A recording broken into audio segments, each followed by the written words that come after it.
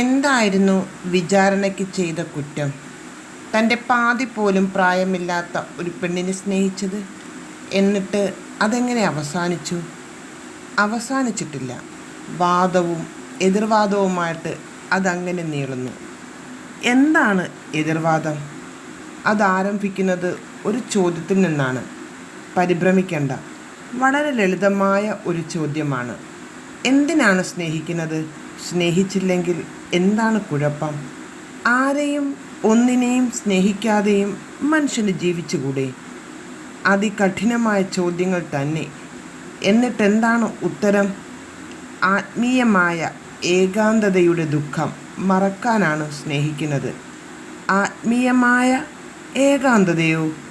അതെ, ആത്മീയമായ ഏകാന്തത. അതിൻ്റെ ദുഃഖം. അത് സഹിക്കാൻ വേണ്ടിയാണ് സ്നേഹിക്കുന്നത്.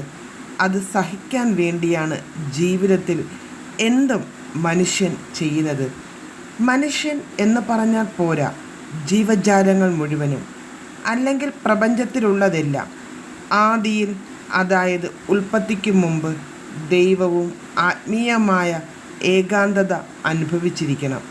ഇടയ്ക്കിടയ്ക്ക് ദൈവത്തെ കാണാറുണ്ടെന്ന് ഒരിക്കൽ പറഞ്ഞില്ലേ? ഇനി കാണുമ്പോൾ ഒന്ന് ചോദിക്കുക. അത് ചോദിക്കാനൊന്നുമില്ല. ആദിയിൽ ദൈവം ആകാശവും ഭൂമിയും സൃഷ്ടിച്ചു. ഭൂമി പാഴായും ശൂന്യമായും ഇരുന്നു. ആഴത്തിന്മീതെ ഇരുൾ ഉണ്ടായിരുന്നു എന്നൊക്കെ നാം ഉൽപ്പത്തി പുസ്തകത്തിൽ വായിക്കുന്നില്ലേ? അതിനു മുമ്പത്തെ അവസ്ഥയാണ്.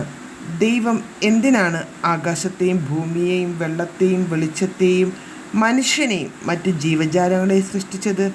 ആത്മീയമായ ഏകാന്തത കൊണ്ട് മടുത്തിട്ട്.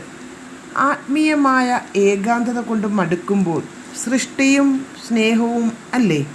അതെ, സ്നേഹവും സൃഷ്ടിയും ആ അവസ്ഥയിൽ രണ്ടല്ല. സൃഷ്ടിയുടെ അടിയിൽ സ്നേഹമുണ്ട്, ഒരു പ്രേരണയായിട്ട്, ആദികാരണമായിട്ട്.